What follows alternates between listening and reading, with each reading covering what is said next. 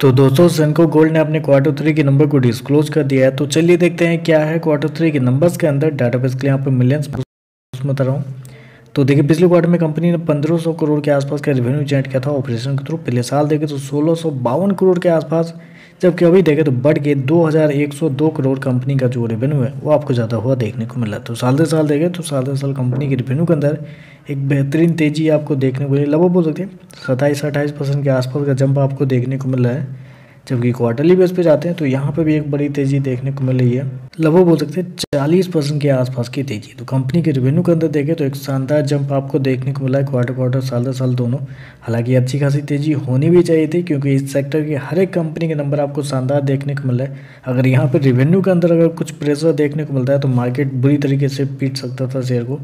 लेकिन देखिए तो बहुत शानदार कंपनी के रेवेन्यू आपको देखने को मिला है। कंपनी ने शो किया है 2102 करोड़ के आसपास का रेवेन्यू, जबकि मार्केट का अनुमान था 2005 करोड़ के आसपास। तो आप कह सकते हैं जितना मार्केट का अनुमान था उससे बेहतर ही कंपनी का रेवेन्यू आपको देखने को मिल रहा है।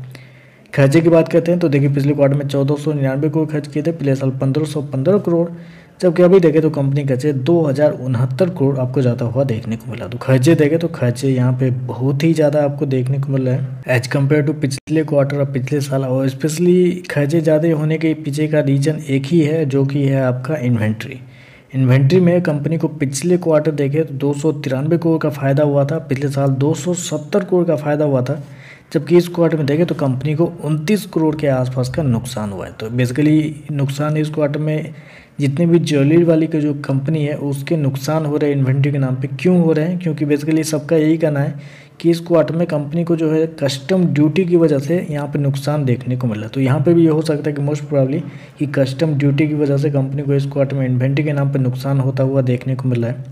इस वजह से कंपनी के जो खर्चे हैं वो आपको ज़्यादा देखने को मिल रहे हैं। प्रॉफिट देखते हैं तो देखिए पिछले क्वार्टर में 12 करोड़ के आसपास का प्रॉफिट था, पिछले साल देखें तो 109 करोड़ के आसपास का प्रॉफिट, जबकि अभी देखें तो 33 करोड़ के आसपास कंपनी का जो प्रॉफिट है वो आपको ज़्यादा हुआ देखने को। तो साल दर साल देखें तो साल दर साल कंपनी के प्रॉफिट के अंदर गिरावट आपको देखने को मिल रही है। लगभग बोल सकते हैं आप 70% के आसपास की गिरावट आपको देखने को मिले। जबकि क्वार्टरली बेस पे जाते हैं तो यहाँ पे आपको बढ़ता हुआ देखने को मिला है। लेकिन साल दर साल जो गिरावट देखने को मिली वो मेरे हिसाब से बहुत बड़ा चिंता वाली बात है, क्योंकि कंपनी ने तो यहाँ पे इन्वेंट्री के नाम पे लॉस दिखा दिया है, लेकिन मार्केट को लग रहा था कि कंपनी के प्रॉफिट के अंदर तेज़ी आपको देखने को मिल सकती है। कंपनी ने शो किया 33 करोड़ के आसपास का प्रॉफिट, मार्केट का अनुमान था लगभग 121 करोड़ के आसपास। तो यहाँ पे देखें तो मार्केट के अनुमान से बहुत कम कंपनी का प्रॉफिट देखने को मिल रहा है। ईपीएस की बात करते हैं तो देखिए पिछले क्वार्टर में 78 पैसे के आसपास था, पिछले साल 7 रुपये 30 पैसे, अभी देखें तो 2 रुपये 13 पैसे आपको जाता हुआ देखने को मिल रहा है। तो ओवरऑल लगा देखा जाए तो देखिए रेवेन्यू तो बहुत अच्छा कंपनी दी है, रेवेन्यू में कोई दिक्कत नहीं है, लेकिन प्रॉफिट के अंदर जो गिरावट है वो थोड़ी सी चिंता वाली बात यहाँ पे निकल के आ रही है। क्योंकि अभी तक जितने भी कंपनी के नंबर आए हैं, चाहे वो कल्याण हो या टाइटन हो या पीएनजी ज्वेलर्स हो, सभी के प्रॉफिट देखें तो आपको बढ़ते हुए देखने को मिले। लेकिन यहाँ पे देखें तो इन्वेंट्री की वजह से कंपनी के एक्सपेंस ज़्यादा हुए हैं, इसकी वजह से कंपनी का प्रॉफिट गिरता हुआ देखने को मिला है। तो देखते हैं मार्केट इस पर कैसे रिएक्ट करता है। आज के लिए बस इतना ही। वीडियो पसंद आए तो लाइक कीजिएगा, साथ में साथ चैनल को सब्सक्राइब जरूर कीजिएगा। धन्यवाद।